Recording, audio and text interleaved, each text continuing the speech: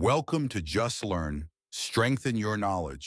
বর্তমানে আমরা কথায় কথায় ওকে শব্দটি ব্যবহার করি, কিন্তু ভেবেছেন কখনো এই ছোট্ট শব্দটি কিভাবে আমাদের দৈনিক কথোপকথনের অংশ হয়ে উঠল? এর পিছনে কিছু মজার গল্প এবং তত্ত্ব আছে।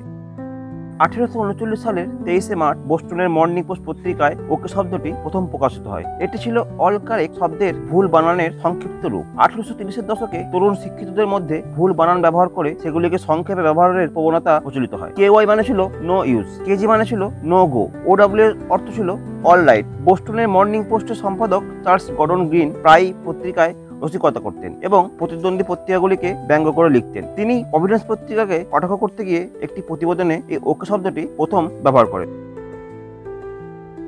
1840 সালে মার্কিন প্রেসিডেন্ট মার্টিন ভ্যান বুরেনের রিইলেকশন ক্যাম্পেইনে এই ওকে শব্দটি জনপ্রিয় হয়ে ওঠে। ভ্যান বুরেন জন্মেছিলেন নিউ ইয়র্কের কিন্ডারহুক শহরে। তার ডাকনাম ছিল ওল্ড কিন্ডারহুক। তার সমর্থকরা তার নির্বাচনী প্রচারে স্লোগান তৈরি করে ভোট ফর ওকে। অপরদিকে তার প্রতিদ্বন্দ্বী উইলিয়াম হেনরি হ্যারিসনের সমর্থকরাও ওকে শব্দটি তাদের প্রচারে ব্যবহার করতেন, তবে এটি সম্পূর্ণ ভিন্ন অর্থে। তারা ভ্যান বুরেনের মেন্টর অ্যান্ড্রু জ্যাকসনকে ব্যঙ্গ করার জন্য এই শব্দটির ব্যবহার করতেন। নিউ ইয়র্কের হেরাল্ডের সম্পাদকের বক্তব্য অনুযায়ী জ্যাকসনের বানান জ্ঞান অত্যন্ত দুর্বল ছিল। তিনি অল কারেক্ট শব্দের বানান মনে করতেন ওলে কুরেক। এই শব্দটিকে তিনি সরকারি নথিতে ছোট করে ওকে হিসেবে লিখতেন।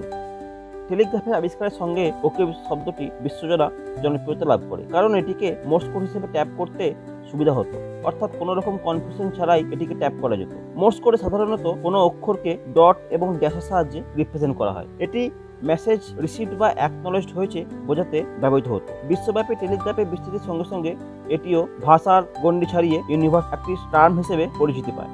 ওকে আর শুধু একটা শব্দ নয়, এটি আবেগ, অভিব্যক্তি। ভাবুন, একটি ভুল বানান থেকে কিভাবে বিশ্বব্যাপী দৈনিক কথাবার্তার অংশ হয়ে উঠল এই শব্দ। সত্যি অবাক করার মতো একটা বিষয়। পরবর্তী ক্ষেত্রে যখন আপনি ওকে বলবেন, তখন বোস্টন মর্নিং পোস্টের সম্পাদককে ধন্যবাদ দিতে ভুলবেন না। আজকের এই পরিবেশিত তথ্যটি আপনাদের কেমন লাগলো আমাদের কমেন্টে জানাবেন, এবং আমাদের আরো এগিয়ে যেতে সাহায্য করতে আমাদের চ্যানেলটিকে লাইক, শেয়ার এবং সাবস্ক্রাইব অবশ্যই করবেন। ধন্যবাদ।